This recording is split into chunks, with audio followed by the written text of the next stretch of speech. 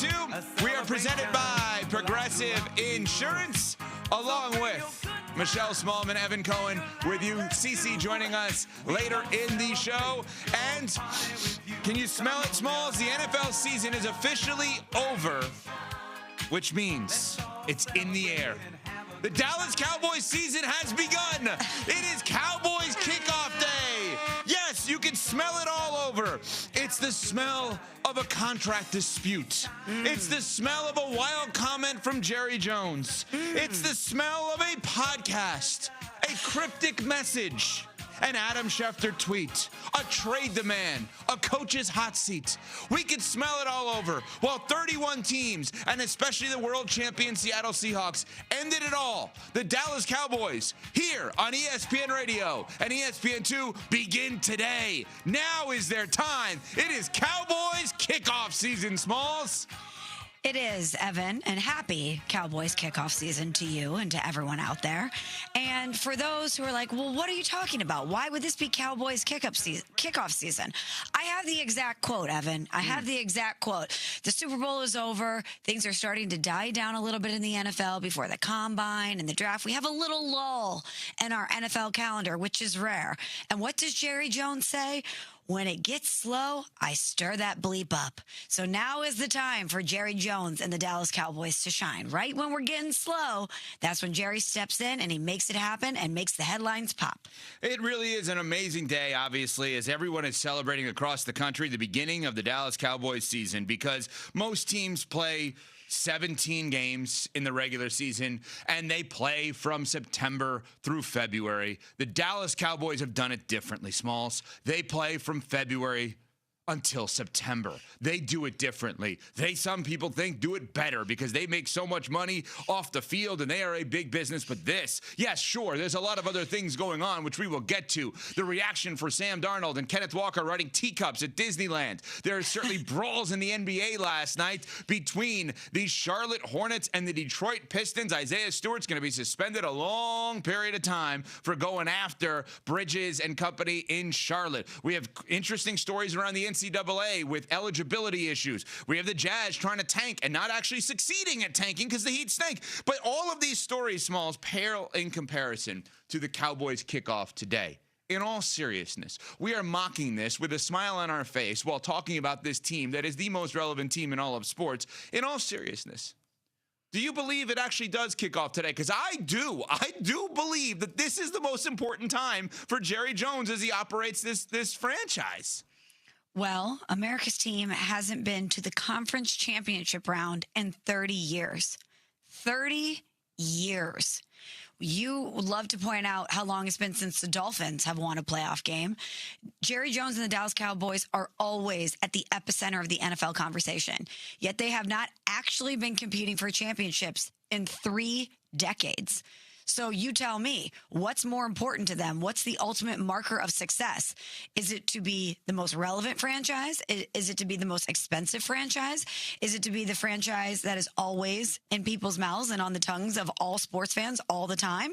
Or is it to win championships? Because that's what the Seattle Seahawks, the New England Patriots, the Philadelphia Eagles, the Green Bay Packers, all these other franchises are actually working towards trying to hoist a Lombardi. What was that last one you just threw in there?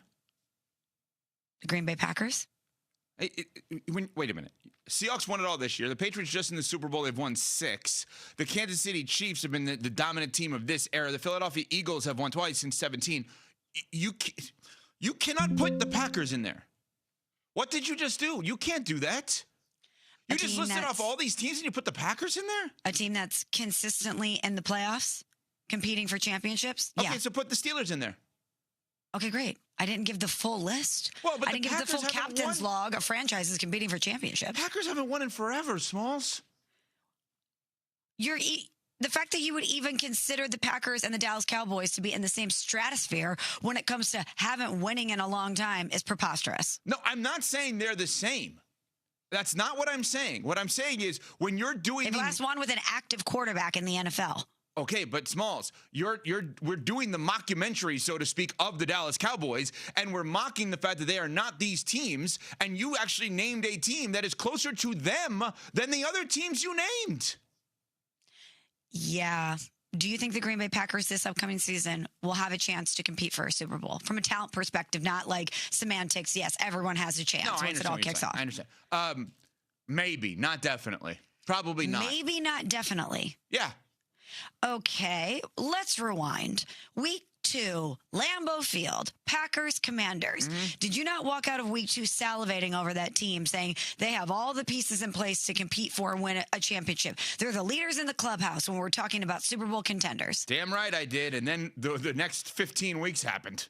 Yes, but a lot of injuries happened to the Green Bay Packers, but we think that they have the talent, the personnel in place, when healthy, to win. Can you say that about the Dallas Cowboys in any way, shape, or form?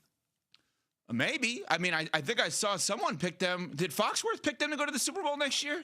I actually think he may have. Dominic Foxworth yesterday. Really? I thought I saw that. Maybe I'm wrong on that. But this is an interesting spin. And I mean, I appreciate the challenge. And obviously, Smalls always fighting me on everything. What are we doing here? We're talking about the Cowboys. Why are you trying to rag on the Packers? Well, because you brought them up. The last time the Dallas Cowboys were in the NFC Championship game was 1995. Every other NFC team has reached that round since at least 2010. The Bears have the next longest drought. Shout out to the Bears. But come on.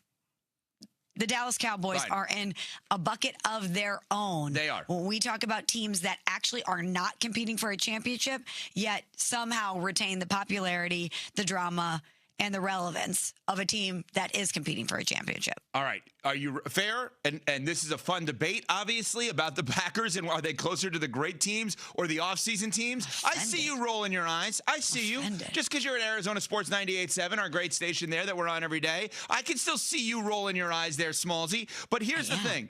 Let's go through as the Dallas Cowboys season kicks off today, and it is the Cowboys kickoff celebration here on Unsportsmanlike. Let's go through a couple of what I think are going to be topics and conversations as the offseason or the regular season in the Cowboys case begins. Are you ready?